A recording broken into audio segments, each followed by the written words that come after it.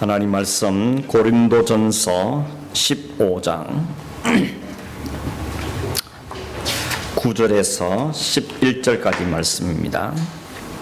함께 신이 내게 주신 그의 은혜가 헛되지 아니하여 내가 모든 사도보다 더 많이 수고하였으나 내가 한 것이 아니요 오직 나와 함께 하신 하나님의 은혜로라. 그러므로 나나 그들이나 이같이 전파하매 너희도 이같이 믿었느니라. 아멘. 가끔씩 지나간 사진첩을 꺼내볼 때가 있습니다. 요즘에는 다 모바일폰에다 저장하죠. 옛날에는 다 그래도 사진을 현상에서 사진첩 안에 넣어놓기 때문에 가끔 이렇게 뽑아서 한 번씩 이렇게 넘겨보면 참 그 시간이 참 의미가 있습니다.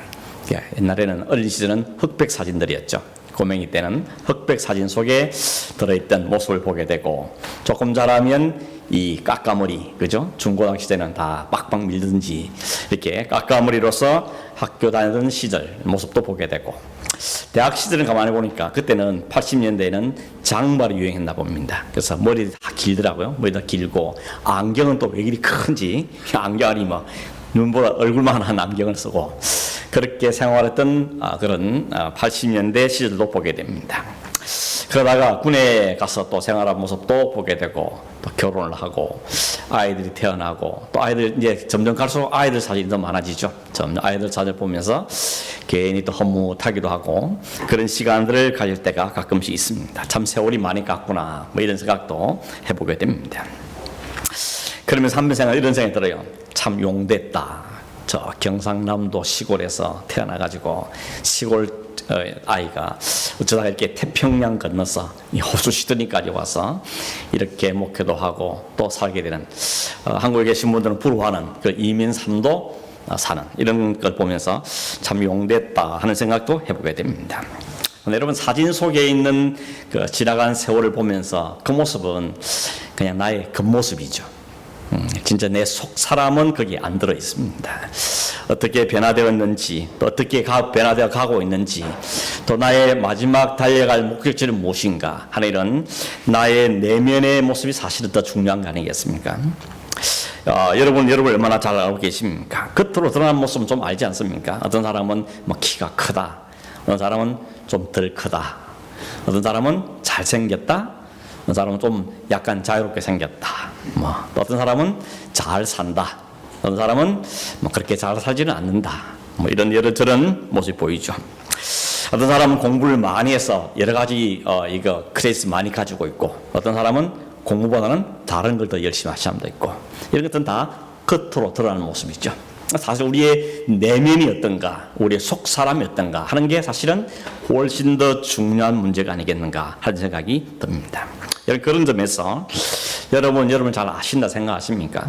여러분 어떤 사람입니까? 누구입니까? Who am I? 나는 누구인가? 이 질문이 항상 소중한 질문이겠다 하는 생각이 듭니다.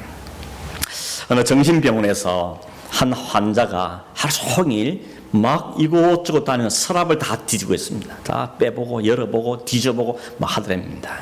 그 한참 지켜보던 의사 선생님이 당신 뭘 그렇게 찾고 있냐고, 뭘 잊어버렸냐고 물었습니다. 그랬더니 이 환자가 의사 선생님을 보면서 너무 당황한 모습으로, 불안했던 모습으로, 안타까운 모습으로, 당황스러운 모습으로 대답이 뭐라는가 하면, 예, 제가 나를 찾고 있습니다.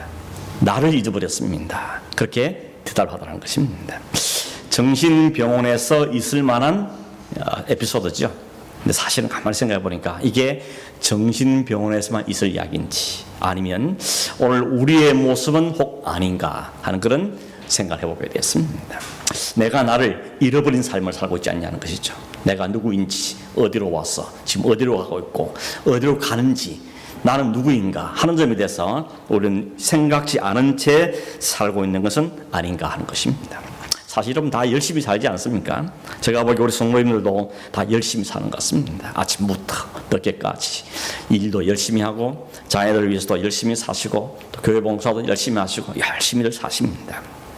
사실은 겉으로 드러난 열심보다도 더 중요한 것은 무엇을 위한 열심인가, 그리고 바른 열심인가 하는 것이 사실은 더 중요한 문제겠죠. 그래서 우리는 가끔씩 멈추었어서 내가 지금 가고 있는 방향과 나의 삶의 목적지가 무엇인지를 가끔씩 되돌아보는 그런 작업들이 필요한 것이죠.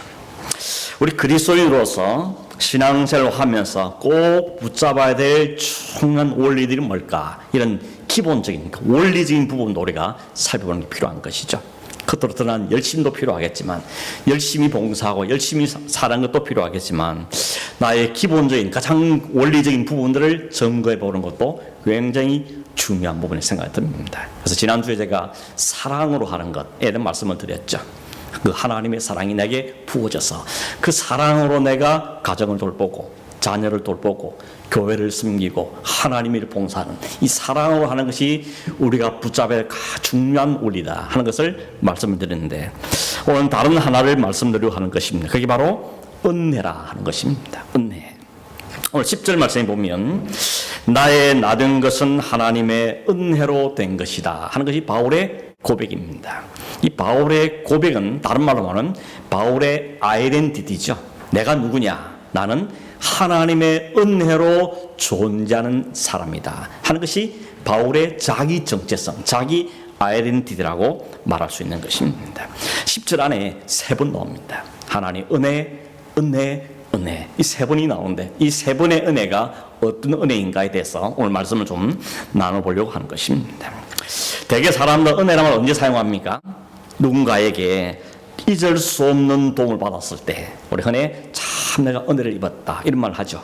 나는 그 사람 잊을 수 없다 이런 말들을 주로 사용합니다. 성경에 나오는 은혜라는 단어의 정확한 뜻은 뭔가 하면 도저히 받을 수 없는 혹은 갚을 수 없는 사람에게 베풀어진 하나님의 선물이다 이렇게 정의할 수 있습니다.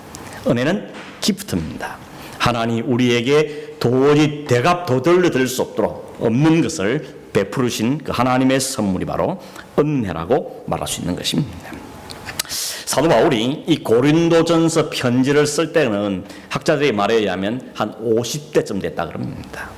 저쯤 저 나이쯤 됐던 것 같습니다. 50대쯤 됐다. 근데 그 바울이 다메섹으로 가는 길에서 예수를 만나고 회심했던, 완전히 바뀌었던, 턴했던 그때는 30대 초반이었을 거다 이렇게 말하는 것을 보았습니다. 그렇다면 지금 이 편지를 쓰고 있는 사도 바울은 약 한 25년 정도의 세월을 뒤돌아보면서 자신에 대해서 고백하고 있는 것입니다. 내 인생을 잘 회상해 보니까 나의 나됨은, 오늘의 내가 있은 것은 전적인 하나님의 은혜였습니다. 이것이 바울의 자기 인식인 것이죠. 자기 정체성, 자기 아이덴티티가 거기에 담겨 있는 것입니다. 그때 바울이 이렇게 말하죠. 그런 내가 은혜를 또 말하면서 자신을 표현하기를 9절에 말하기를 나는 사도들 중에서 가장 작은 자다 이렇게 말합니다. 딱 들리는 인상이 겸손하구나 뭐 이렇게 인상이 들리지만 사실은 단순한 겸손은 아니라는 걸 알 수 있습니다. 이미 우리가 아는 것처럼 사도 바울은 출신이나 학벌이나 그가 이루었던 업적이나 이런 걸 따지면 다른 사도들보다 못지않죠. 아니래. 다른 사도보다 훨씬 더 탁월한 사람이 사도 바울입니다. 그가 그 당시에 사람이 다 사모하고 다 갖기를 원하는 로마 시민권을 이 사도 바울은 태어나면서부터 날 때부터 가졌다 그랬죠. 호주에서도 그 시민권을 가지면 여러 가지 혜택이 있는 것처럼 로마의 시민권을 가졌기 때문에 이 사람은 최고의 공부를 할 수 있는 기회도 보장받게 되어집니다. 뿐만 아니라 유대인으로 태어나서 유대의 문화와 관습도 공부했지만 넘어서서 당시 유행했던 로마나 헬라나 이런 철학, 이런 학문, 이런 예술, 이런 법 이런 것들 다 섭렵할 수 있는 좋은 기회를 받으면서 그는 성장해 갔다는 것입니다. 그렇게 쌓여진 실력 때문에 나중에 어떤 사도보다도 논리적이죠. 설득력 있는 사람이었습니다. 그래서 기독교 신학의 기본을 닦은 사람이 바울입니다. 그래서 여러분 신학교 가서 공부를 할 때 신학을 공부하면 바울 신학을 공부합니다. 물론 그 신학은 바울의 신학은 아니고 하나님의 신학이겠지만 바울의 기초를 잘 닦았다 그래서 바울 신학을 공부하게 됩니다. 그 바울의 신학이 어디로 이어지는가 하면 우리가 잘 아는 어거스틴으로 이어집니다. 그리고 어거스틴의 신학이 칼빈 같은 종교학자들 신앙으로 이어져갑니다. 그 썰로를 가면 이 당시의 기독교에 대해서 비난하고 대항하는 이단의 세력들과 이단의 사상들에 대해서 기독교를 잘 보호하고 기독교가 무엇인지를 잘 신학적으로 정리한 사람이 사도 바울입니다.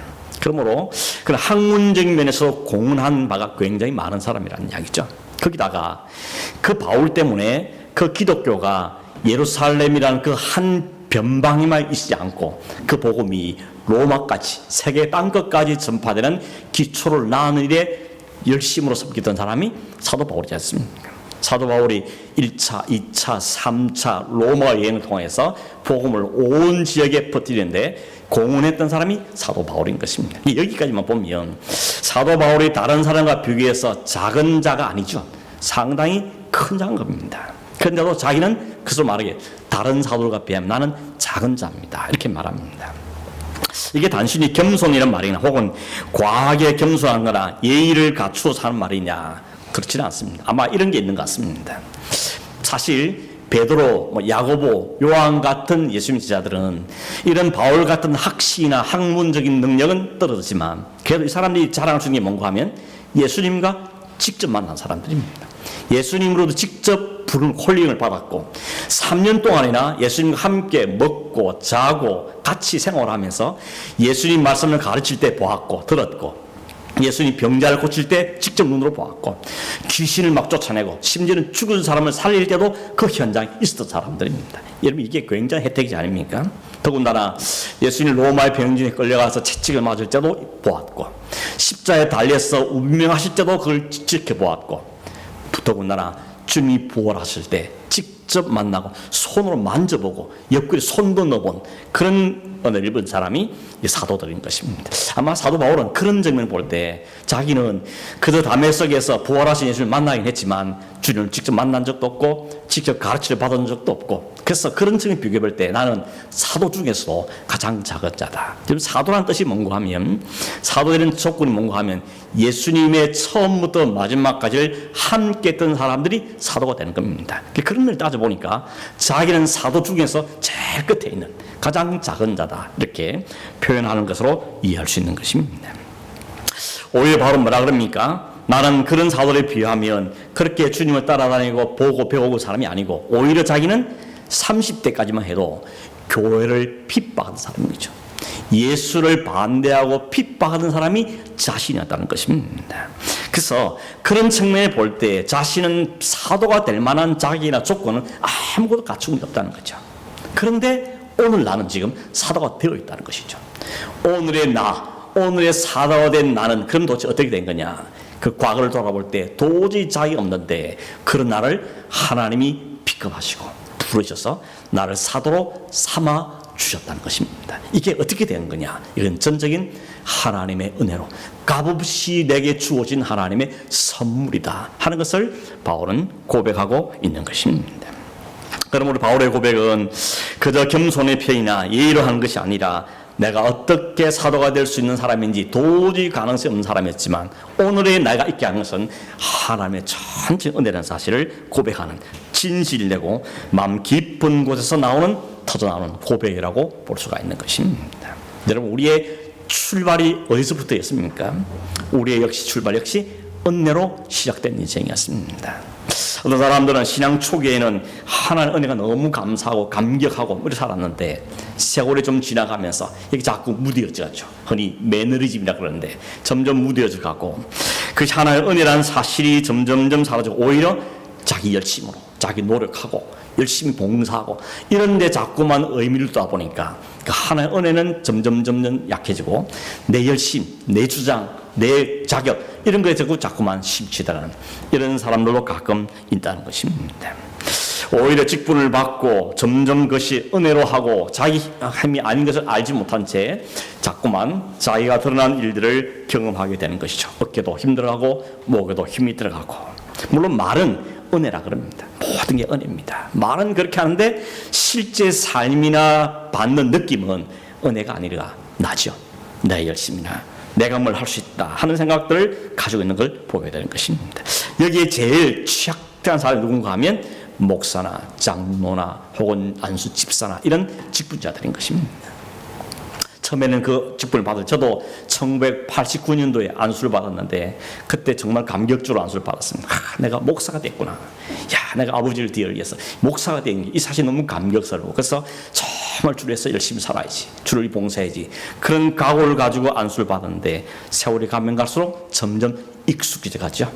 그리고 자꾸만 내가 뭘 계획을 짜고 내가 뭘 아이디어를 내고 내가 열심히 하고 이런 데 자꾸 신경을 쓰다 보니까 몸에 힘이 들어가고 심지어 여러분 교회가 크신 분들 어떻습니까? 마치 내가 이룬 것처럼 내가 뭐 이룰 만큼 이룬 것처럼 이런 착각에 빠지는 경우도 보게 되는 것입니다. 내가 이 교회에 내가 일으킨 사람이고 내가 이 교회에 얼마나 봉사했는가 이렇게 되는 경우를 보게 되는 것입니다. 그때마다 하나님 하신 방법이 있더라고요. 그게 뭔가 하면 확 잡아뜨리는 겁니다. 하나님이 확 꺾으셔 잡아뜨리십니다. 왜 그럽니까? 넘어져서 너를 좀 똑바로 보라는 것입니다. 네가 어떻게 일어났었는지 네가 어떻게 됐는지를 한번 넘어져서 한번 보라고 하나님이 그렇게 하는 경우가 있다는 것이죠. 사도 바울도 그런 경우를 겪지 않습니까? 바울에게 우리가 아는 것처럼 육체의 가시가 있다 그랬습니다. 그 육체의 가시가 뭐냐? 학자들이 여러 가지를 추측하죠. 어떤 사람은 시력이 안 좋은 그 안질, 눈병이라고 보기도 하고 어떤 사람은 막 거품 이런 분은 간질이다. 어떤 사람은 또 어떻게 보면 워낙 선교하느라고 많이 돌아다니다 보니까 말라리아든지 이런 그런 풍토병 이런 질환입니다. 또 어떤 사람은 가는 곳마다 바울을 따라다니고 혹은 바울을 비난하고 경계하고 그 바울에 대해서 괴롭혔던 어떤 사람을 말하는 것일 것이다 생각이 됐습니다. 하나님 이걸 왜 안 제거하시냐고. 그럴 게 아니고 나의 약함을 통하여 하나님의 강함이 드러난다는 사실을 배우고 오히려 하나님께 감사해야 되는 것입니다. 하나님 감사합니다. 이것 때문에 내가 무릎 꿇게 하시는군요. 이것 때문에 내가 하나님을 찾게 하시는군요. 이것 때문에 하나님 능력을 의지하시는군요. 오히려 바울이 한 것처럼 감사하고 기뻐하는 것이죠. 그래서 바울은 이후에는 다시는 그 기도하지 않았다 그랬죠. 다시는 기도하지. 왜냐하면 내가 약할 때 오히려 강한 하나님의 능력이 드러나기 때문이라고 고백하고 있는 것입니다. 헬렌 켈러를 아시죠? 헬렌 켈러 3중 장애를 갖고 있습니다. 보지 못하고 듣지 못하고 말하지 못하는. 인간도 생각하면 이게 얼마나 불쌍한 존재입니까? 듣지도 못해요, 말하지 못해요, 보지 못해요. 근데 그 헬렌 켈러는 하나의 은혜를 입고 살았던 사람이죠. 어떤 사람이 굉장히 조심스럽게 한번 물었답니다. 혹시 마음에 불만이나 불평이 생긴 적은 없습니까? 남들은 저렇게 다 건강하게 사는데 나는 왜 세 가지 다 장애를 갖고 있냐는 것이죠. 하나도 부족했어. 그때 헬렌 켈러 대답하면 이랬답니다. 은혜를 헤아리기도 바쁜데 어찌 원망할 시간이 있겠습니까? 감사하고 기뻐하기만 해도 시간이 모자랍니다 라고 말했다는 것이죠. 얼마나 놀라운 고백입니까? 하나님의 은혜를 제대로 경험하고 그 은혜 안에 사는 사람에게서만 나올 수 있는 고백인 것이죠. 이런 헬렌 켈러가 그 장애에도 불구하고 하버드 대학을 나왔다는 거 아닙니까? 그리고 장애인 사회복지가로서 그의 삶을 하나님께 드렸다는 것입니다. 여러분, 오늘 우리는 오직 하나님의 은혜로 출발한 존재고 오늘까지 왔다는 사실을, 나의 나됨은 하나님의 은혜라는 사실을 다시 한번 확인하고 자기의 정체성을 다시 분명하게 할 수 있기를 바랍니다. 나의 나됨이 하나님의 은혜로 된 거구나 하는 것을 잊지 않는, 잃어버리지 않는 자리로 갈 수 있기를 바랍니다. 근데 여러분, 모든 것이 은혜라고 하는 말에 함정이 하나 있습니다. 사람들이 이 은혜를 말하면 꼭 붙이는 말이 뭔가 하면, 모든 게 하나님 은혜고 모든 게 하나님이 하신 거면 나는 열중 쉬어도 되겠군요. 나는 아무것도 안 해도 되는 거군요. 내가 뭘 하려고 하지 말아야 되는군요 라고 말한 분도 개종 있습니다. 굳이 내가 열심히 해서 할 이유가 없다는 거죠. 굳이 내가 기도를 하고 굳이 내가 열심히 내고 할 이유는 없지 않냐. 사도 바울이 이렇게 말하는데, 근데 여러분, 사도 바울이 한 말을 오늘 10절 말은 다시 보면 이렇게 돼 있죠. 그러나 내가 나 된 것은 하나님의 은혜로 된 것이니, 그 다음 뭐라 그럽니까? 내게 주신 그의 은혜가 헛되지 아니하여 내가 모든 사도보다 더 많이 수고하였다 라고 말한 것입니다. 하나님의 은혜를 정확하게 알고 그 은혜 가운데 있는 사람에게 나타난 모습은 그것 때문에 게으른 낙태함으로 가는 것이 아니고 핑계함으로 가는 것이 아니고 그 은혜가 헛되지 않아서 오히려 내게 더 많이 수고하는 열매를 맺었다고 바울은 이야기하고 있는 것입니다. 여기 수고라는 단어가 참 재미있는 단어예요. 헬라어로 코피아오라는 단어인데, 코피아오 뜻은 뭔가 하면 탈진할 정도로 열심을 낸다 말인데, 우리말 좀 비슷한 것 같지 않습니까? 코피아오, 코피나게 열심히 세다. 이게 수고가 가진 단어입니다. 하나님 은혜를 받고 보니까 모든 하나님 은혜니까, 야, 하나님 다 하셨습니다. 나도 하나님입니다. 나는 빠집니다. 나는 안 합니다. 이게 아니고, 그 은혜가 너무 커서, 그 은혜가 너무 감사해서, 그 은혜가 너무 감사해서 오히려 그 은혜에 더 열심히 수고하게 되더라는, 코뼈가 터지도록 일하게 되더라는 것입니다. 그게 사도 바울의 간증인 것입니다. 실제로 바로 그렇지 않았습니까? 그 은혜를 깨달은 다음에, 그 은혜를 알고 난 다음에 바울은 산소에다 산 게 아닙니다. 오히려 온 세계를 뚫으면서 맞고 터지고 깨지고 하면서도 주의 복음에 살았던 것입니다. 그것이 하나님의 은혜를 받은 사람에 나오는 모습입니다. 여러분, 순서가 바뀌면 안 됩니다. 열심히 수고했더니 하나님 은혜를 주신 게 아니고, 은혜를 주셔서 그 은혜를 감당할 수 없어 그 은혜를 갖고 수고하더라는 것입니다. 이게 우리의 신앙의 삶의 원리인 것입니다. 여러분도, 저도 보기에 여러분도 다 얼마나 수고 많습니까? 교회를 위해서도 주일날 좀 푹 쉬고 놀러도 가고 할 터인데, 아침 일찍부터 와서 봉사하고 열심히 일하고 또 밥도 하고 뭐 애들 가르치고, 지금 잘 못하고 있지만 그렇게 열심히 사는 걸 보면 수고하는 걸 참 감사한 마음이 듭니다. 근데 그게 한 걸음 더 나간다면 진짜 좋은 봉사, 진짜 아름다운 수고는 뭐라는 겁니까? 그 동기가 은혜 때문에 한다는 겁니다. 다른 사람 눈 때문에 혹은 내 열심 때문에가 아니고, 하나님 주신 그 은혜가 너무 커서 어떻게 하면 내가 그 은혜에 감사할 건가, 그걸 찾다 보니까 내가 이거라도 하고 싶고 저것도 하고 싶고, 이런 마음으로 하는 그 은혜로 인하여서 혹은 은혜 때문에 하는 수고, 그 헌신, 그 봉사가 진짜 좋은 봉사인 것이죠. 진짜 가치가 있는 봉사로 말할 수 있는 것입니다. 내게 주신 그 은혜가 나로 하여금 다른 사람보다 더 많이 수고하게 하였습니다. 이게 저의 고백이고 여러분의 고백이 될 수 있길 바랍니다. 열심히 수고하되 하나님의 은혜가 커서 내가 이렇게 수고하는 겁니다. 하는 것이죠. 그런 사람에게는 교만이나 혹은 비교나 경쟁할 이유가 없습니다. 뭐 다른 사람 볼 거 없습니다. 내가 받은 은혜가 너무 크니까 내가 받은 은혜에 하나님께 봉사, 충성하는 것이죠. 오직 내게 주신 그 은혜가 크고 감사해서 그 은혜가 내게 주신 것이 헛되지 않게 하기 위해서 나는 그 은혜를 부여잡고 내가 주신 그 달란트, 은사를 따라서 주를 위해 살겠습니다. 이것이 우리의 삶의 이 고백과 이 헌신이 바로 우리의 고백과 헌신이 되어야 한다는 것이죠. 한 가지만 더 붙여보겠습니다. 여러분 10절 마지막 말씀에 집중해서 다시 한번 10절 읽어보면 이렇습니다. 그러나 내가 나 된 것은 하나님의 은혜로 된 것이니 내게 주신 그의 은혜가 헛되지 아니하여 내가 모든 사도보다 더 많이 수고하였으나, 그 다음 말하죠.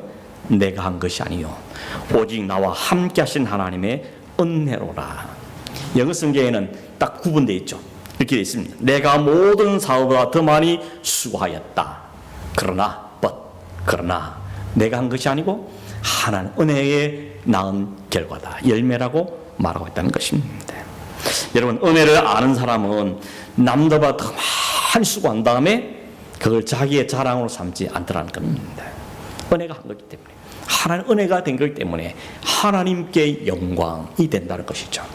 이쯤에 우리가 참 약하지 않습니까? 우리는 인간의 본성이 자기를 드러내고 싶고 자기를 알아주는 것을 좋아하기 본성을 갖고 있기 때문에 열심히 수고한 다음에 이 모든 하나님의 은혜입니다. 말은 그렇게 하면서도 속으로는 누가 나를 알아주지 않나, 이런 마음을 품게 되는 것이 솔직한 우리의 마음의 태도가 아닙니까? 설교를 열심히 하고 나서 하나님 성도 은혜 받으면 하나님 은혜께서 있습니다, 이렇게 말을 하면서 속으로도 누가 한마디 안 해주나, 이런 말을 품게 되는 게 인간의 속성이라는 것입니다. 여러분, 헌신과 봉사는 하나님께 받은 은혜의 크기와 비례한다, 이런 말이 있습니다. 헌신은 은혜에 비례한다는 겁니다. 받은 바 은혜가 크면 클수록 헌신과 봉사도 크게 비례한다는 것이죠. 누가복음 7장에 보면 예수님께서 한 바리새인의 초대를 받고 식사하러 그 집에 들어갔습니다. 식사하려고 기다리고 있는데 웬 한 여인이 오더니 그 여인이 아주 값비싼 향유를 가지고 와서는 그걸 예수님 발에다 붓더니 자기 머리털로 막 발을 씻습니다. 눈에는 눈물이 뚝뚝뚝 들어있습니다. 근데 성경 말하면, 그 여인이 말하면 한 죄인인 여인이 이렇게 말합니다. 죄가 있는 여인이라고 말합니다. 그 죄가 구체 뭔지는 표현 안 하지만 아마도 이 여인은 사람들이 다 알아볼 만한 죄인이었던 것 같습니다. 근데 그 여인이 아마 예수님을 통하여서 받은 그 은혜, 그 죄 용서 사함의 은혜를 입었던 것 같죠. 그래서 그 앞에 나와서 눈물로 머리를 닦았던 겁니다. 근데 그걸 보면서 초대했던 바리새인이 마음속으로, 말로는 못하고 마음속으로 불평합니다. 두 가지입니다. 저 여자가 어떤 여자인지 당신은 아냐는 것이죠. 저 여자가 얼마나 나쁜 죄인인데, 죄질이 나쁜 여인인지 당신이 아느냐 하는 게 하나고, 두 번째는 저 값비싼 향료를 저렇게 허비하냐, 더 좋은 일에 쓸 수 있을 텐데, 이런 마음에 불평과 불만을 이 마음이 가졌습니다. 예수님 그만 아시고는 한 가지 질문하죠. 이 사람아, 내가 한 가지 질문을 하겠는데, 만약에 어떤 사람에게 500데나리온 빚진 사람이 있고 50데나리온 빚진 사람이 있는데 둘 다 갚을 능력이 없는 걸 알고는 그 빚을 준 사람이 둘 다 오케이 안 갚아도 돼 라고 탕감해 주었다면 누가 더 그 사람에게 사랑하겠냐 물었죠. 뭐 당연한 거 아닙니까? 많이 탕감받은 사람이 당연히 더 사랑하겠죠 라고 대답했습니다. 그때 예수님이 그랬죠. 네 말이 맞다. 은혜를 많이 받은 사람이 많이 사랑하고 많이 헌신하는 게 마땅하다는 것이죠. 너는 내가 네 집에 들어왔을 때 발 씻을 물도 안 주었는데 이 여인은 향유를 부어서 내 발을 씻었다는 것이죠. 그 죄사함의 은혜가 얼마나 크기 때문에 이 일을 행한 것이라고 주님이 설명해 주시는 장면이 나오는 것입니다. 여러분, 은혜가 없으면 수고나 헌신이 나올 수가 없는 것입니다. 바리새인 하는 것처럼 나도 안 하고 다른 사람 하는 것도 욕하는 게 되는 것이죠. 자기만 아는 게 아니고 그렇게 하는 사람도 저게 무슨 열심히 하냐, 저 뭐 때문에 하냐 라는 불평과 불만을 갖게 되는 것이 이 바리새인의 모습이라는 겁니다. 정말 은혜를 아는 사람, 나의 나됨이 은혜로 된 것이고 주님의 십자가가 은혜가 나를 살렸고 주님이 나를 살려내셔서 하늘나라의 새벽에서 삼아주셨고 마지막 날에 그날에서 영원 주님과 함께 살 것이며 지금 살아있는 동안도 성령께서 우리와 함께 하시고 우리를 돌보신다는 것을 분명히 믿게 된 그 마음에 큰 감격과 은혜가 감사있는 사람은 어떻게 나타납니까? 나타낼 게 헌신으로밖에 표현할 방법이 없기 때문에 헌신과 봉사가 나와지게 되는 것입니다. 그게 진정한 헌신이었던 것이죠. 초대교회 참 한창 초대교회가 그렇지 않습니까? 모일 때마다 말씀을 배우고 가르침을 받고 기도에 힘쓰고 서떡을 떼고 서로 교제하고 자기 집에 있는 것도 같이 가져와서 서로 나누고 이런 삶을 살았다 그랬습니다. 그런데 그 와중에 아나니와 삽비라 등장하죠. 그들은 다른 사람이 하는 걸 보면서 자기들도 흉내냈습니다. 자기 재산을 다 팔았습니다. 바치려 보니까 아까워서 절반은 뚝 떼어서 절반만 바쳤습니다. 그랬더니 뭐라고 했습니까? 사도가 너 왜 하나님을 속이고 성령을 속였냐. 그러고는 그 자리에서 즉사했습니다. 저는 이 광경은요 굉장히 충격을 많이 받았습니다. 아니 재산의 절반에 떼어서 하나님께 바쳤는데 가져온 결과는 즉사입니다. 어떻게 이렇게 안타까운 일이 있을 수 있습니까? 무엇을 보여주는 겁니까? 은혜로 하지 않는 섬김, 흉내만 내고 경쟁에 의해서 비교의식에 의해서 사람의 칭찬과 자랑에서 하면 와 이런 결과가 오는 거구나 하는 충격을 크게 받은 적이 있습니다. 귀하게 섬겼는데 귀하게 헌신했는데 결과는 즉사다. 얼마나 이게 안타까운 일이겠습니까? 근데 바울은 뭐라 그럽니까? 내가 다른 모든 사도보다 훨씬 더 수고했다. 그러나 이것마저도 하나님 나에게 은혜 주셔서 하나님 나에게 주신 은혜로 한 것이다 라고 하나님께 영광을 돌고 있는 것입니다. 누가 이렇게 할 수 있습니까? 은혜를 안 사람이, 은혜를 경험한 사람이, 그 은혜의 가치를 깨달은 사람의 이런 고백과 이런 삶을 살아낼 수가 있는 것입니다. 흉내만 되는 건 아니라는 것이죠. 말씀을 맺습니다. 여러분, 은혜가 세 번 있다 그랬죠? 첫 번째는 나의 나됨이 하나님의 은혜입니다. 나의 출발 자체가 은혜로 시작되는 고백이었던 겁니다. 십자가의 원수였던 나를 하나님의 은혜를 나를 사로잡아서 십자가의 증거자로 삼으시고 오늘 내가 사도가 된 것은 이 나의 나됨은 하나님의 은혜였습니다. 나의 인생의 출발은 하나님의 은혜, 그 은혜가 내 인생을 바꾸어 놓았습니다. 이게 첫 번째 은혜고, 두 번째는 그 은혜가 헛되지 않아 해서 내가 더 많이 수고하겠습니다.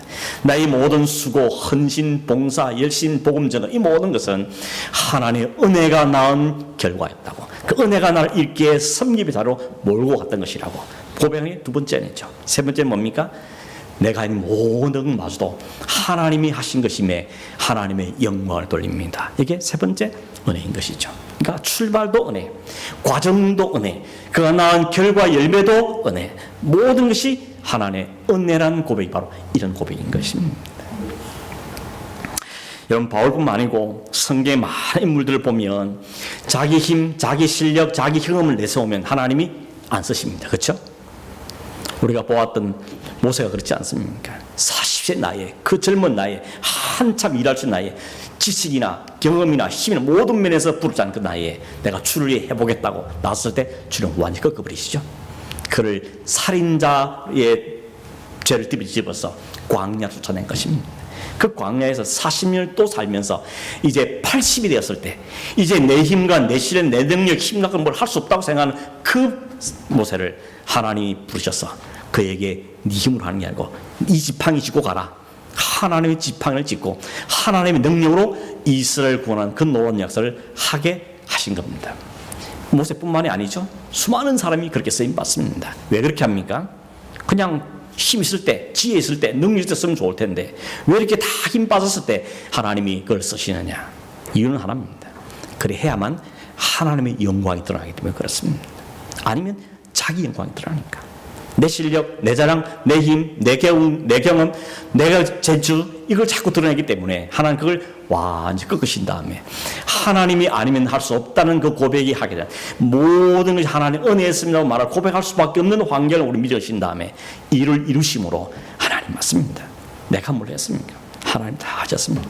하나님 주신 힘으로, 하나님 주신 능력으로, 하나님 주신 지혜로 하나님이 하셨습니다. 하나님이 영광을 받으시게 되는 것입니다. 하나님 우리를 구원하신 목적도 하나님 영광을 위해서입니다. 하나님 우리를 만드신 목적도 하나님 영광을 받으시기 위해서입니다. 그래서 하나님 우리를 죽이시고 그를 통해 우리의 영광을 받으신 분이신 것입니다. 내가 해야 된다 혹은 내가 하면 더 잘한다 하는 착각 우리는 할 때가 많지요. 그러나 하나님께서 하실 때만이 하나님의 영광이 드러나는 사실을 우리는 기억해야 하는 것입니다. 말씀 맺으면서 여러분 찬양을 한 곡 하기를 원하는데 오늘 우리가 부를 찬양 하나님의 은혜라는 찬양입니다. 이 곡은 신상우라는 분이 작곡한 곡이거든요. 신상우는 잘 모르죠. 서울 음대에서 작곡을 전공한 공부한 분입니다. 피아노도 잘 쳐 피아니스트이기도 합니다. 이분이 1991년도에 부모님을 따라서 캐나다 밴쿠버로 이렇게 이민을 갔습니다. 그 한 2년 동안은 괜찮았나 봐요. 근데 2년 정도 지났을 때 마음의 회의감과 또 마음에 큰 충격이 오고 영적인 방황이 시작됐어요. 마음이 굉장히 강팍했습니다. 왜냐하면 그 밴쿠버 와서도 서울대 음대 출신이니까 얼마나 훌륭한 사람입니까? 그러니까 작곡도 하고 곡도 짓고 또 교회 성가 지휘도 하고 이렇게 나름대로 섬겼습니다. 그런데 사는 게 너무 어려웠던 것입니다. 그 당시에 여러분 지금 우리가 유명한 부흥을 지었던 고영원 씨 아시죠? 부흥을 지었던 그 고영원 집에 얹혀 살았답니다. 근데 보니까 자기도 이렇게 힘들게 살지만 애 둘 데리고 사는 그 고영원 씨도 너무 못 사는 겁니다. 그래서 마음에 회의가 찾아온 겁니다. 마음이 강팍해. 하나님 위해서 이렇게 사는 사람들인데 왜 이렇게 안 책임주냐고. 분명히 성경 책임다 해놓고는 왜 이제 이렇게 힘드냐고. 왜 이렇게 어렵게 사느냐고. 마음이 강팍해지고 힘이 드는 고민했던 것입니다. 그렇게 지나다가 그가 오늘 말씀인 고린도서 15장 10절 말씀에 확 꽂힌 겁니다. 나의 나됨은 하나님의 은혜라는 말씀이 마음에 확 꽂혔어요. 그래서 그 당시 같이 밴쿠버에 살고 있던 조은아라는 분이 이분이 작사자인데 이분한테 부탁을 했답니다. 내가 이 주제로 곡을 하나 좀 만들고 싶은데 네가 가사를 좀 써줄 수 있겠냐 라고 부탁을 했더니 알겠다고 그 다음날 바로 만년필로 탁 써가지고 가져왔다는 겁니다. 그 첫 구절이 바로 이런 겁니다. 나를 지으시니가 하나님, 나를 부르시니가 하나님, 나를 보내시니도 하나님. 이 첫 구절 읽는데 눈물이 확 쏟아진 겁니다. 이 하나님 처음부터 나를 부르셨고 나를 사랑하고 지금 그 나를 이끌고 계시는데 나는 조금 형편이 어렵다 그래서 이것 때문에 불평하고 하나님께 강팍 마음 먹은 것이 막 눈물이 확 쏟아내리면서 그냥 한 오랫동안 펑펑 울었다는 겁니다. 펑펑 울고 나서 정신을 차려서 거기에다 곡을 붙이기 시작했는데 딱 30분 만에 이 곡이 완성된 겁니다. 이 곡이 1999년도에 완성됐다 그러는데 이 사람 곡 써놓고도 그냥 가지고 있었는데 그때 그 서울 음대 자기 선배인 박종호 씨, 지금 장로님이죠. 박종호 씨가 와서 보더니 이거 놔줘. 그럼 뺏어갔다는 겁니다. 선배니까. 뺏어가서 그걸 자기가 가는 곳마다 부르기 시작한 거죠. 그래서 우리식 말하면 대박이 난 자는 거죠. 가는 데마다 이 곡이 얼마나 많았어요. 이런 박종호 씨 아시잖아요. 덩치 이런 데. 이분이 서울대 출신이잖아요. 조수문 씨랑 동기래요. 고등학교도 동기고 대학도 동기예요. 이 사람들이 통이 크니까, 이 울림이 크니까 얼마나 좋았습니까? 대학 교수들도 다 장래가 촉망되는 청년이라고 생각했는데 이분이 갑자기 영국에 유학 갔다가 그냥 포기합니다. 나는 내 짧은 인생을 주를 찬양하는 데 쓰고 싶지 100년도 못 사는 인생을 이 세상 노래 부르는 데 안 쓰겠다. 이러면서 자기는 복음성 가수로 확 턴한 겁니다. 사람들이 미쳤다고, 교수들도 미쳤다 그러고 자기 부모님도 교회 안 다니는 분이기 때문에 쫓아냈다는 겁니다. 쫓겨나서 박종호 쫓겨나던 것입니다. 그런데 우리가 아는 것처럼 박종호 씨 그 당시 얼마나 히트를 쳤습니까? 많은 사람이 얼마나 사랑을 많이 받았습니까? 이분이 마음에 이런 꿈이 있었대요. 하나님께 드린 이 가장 영광스러운 것을 가장 멋지게 연주했지 않냐. 그래서 다른 사람이 한 200만 원 들여서 막 콘서트 하고 할 때 자기는 1억 2억짜리 미국 가고 콘서트 막 여기 해가지고 오케스트라 타고 이렇게 했다는 겁니다. 그 마음속에 하나님께 이 큰 꿈을 갖고 하나님 도와주십시오. 이러면서 일을 했다는 겁니다. 잘 나갔죠. 그런데 웬걸요? 간암에 걸렸잖아요. 간암이 오는 바람에 완전히 몸이 다 쪼그라들고 도저히 살 수 없는 지경이죠. 넌 이제 못 산다는 거예요. 의사도 포기했다는 겁니다. 딱 한 가지 방법이 있는데 간 이식을 한번 받아봐라. 그래가지고 이식을 받았는데 누구 이식을 받는가 하면 자기 둘째 딸이 자기 아빠에게 이식을 해준 겁니다. 죽을 줄 알았는데 그렇게 살아난 거죠. 그런 다음에 이분이 지금도 이제 홀쭉하죠. 그래서 옛날 음량이 아니랍니다. 사람들이 말하면. 그런데도 불구하고 그분의 그 삶 때문에 나오는 그 감정, 하나님이 내가 앞서가고 하나님 나 도와달라고 했던 그 인생에서 이제는 아니고 하나님이 이끄시는 나는 갑니다. 이런 인생으로 턴된 그 인생을 간증하며 찬양 부르는데 그 간증 때문에 이제 대박이 터지는 거죠. 사람들이 그것 때문에 큰 은혜를 받는다는 것입니다. 사실은 이 신상우 씨보다도 우리는 박종호 씨를 더 기억하고 있지만 신상우 씨도 마찬가지입니다. 그렇게 했던 그 인생이 한 3년 정도 전인 2017년도에 이분도 역시 그 무슨 병이었죠? 암으로, 이분도 역시 간암으로 투병하다가 50세 나이로 천국을 갔습니다. 이 곡은 우리에게 남아있는 것이죠. 여러분, 이 백그라운드 설명이 이름 뭔지 알겠습니까? 이 곡이 어떻게 탄생 알고 그 고백을 알고 부르면 더 큰 은혜가 되더라고요. 가사만 은혜되지만 이런 간암을 앓았던 두 사람이, 그죠? 이 사람을 통해서 만들어지고 불러진 찬양이라는 것이죠. 여러분, 모든 것이 하나님의 은혜라는 것, 내 능 내 실지 않은 하나님의 은혜라는 사실을 기억하면서 이 찬양을 함께 불렀으면 좋겠습니다. 함께 한번 찬양하겠습니다. 나를 지으신 이가 하나님, 나를 부르신 이가 하나님, 나의 나 된 것은 다 하나님의 은혜라. 같이 한번 찬양하겠습니다.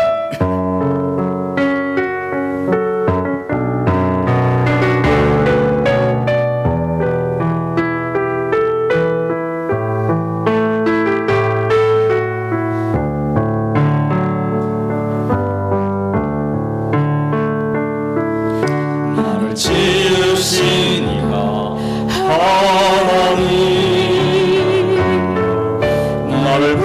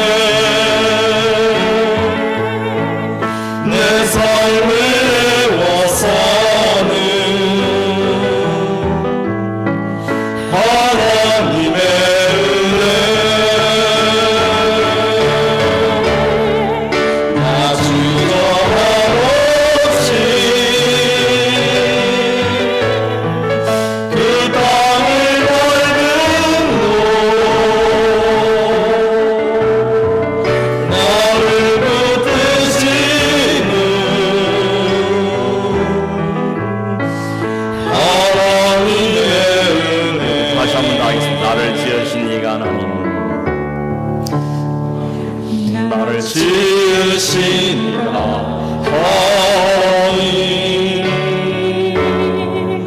나를 부르시니라 하니 나를 보내시니라 하니 나를 나된 것은 다 하나님 은혜라 달려갈 길 다가오고 나의 마지막은 다가오고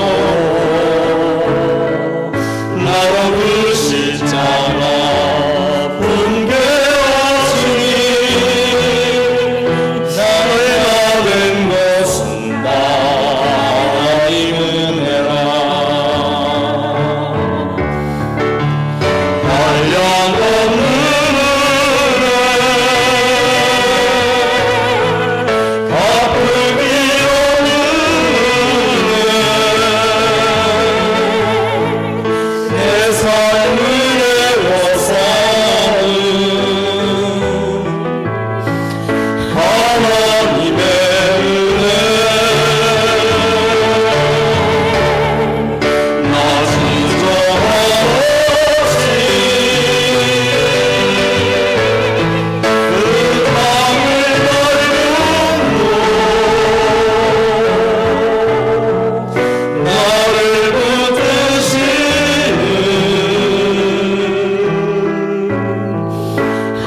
하나님의 은혜.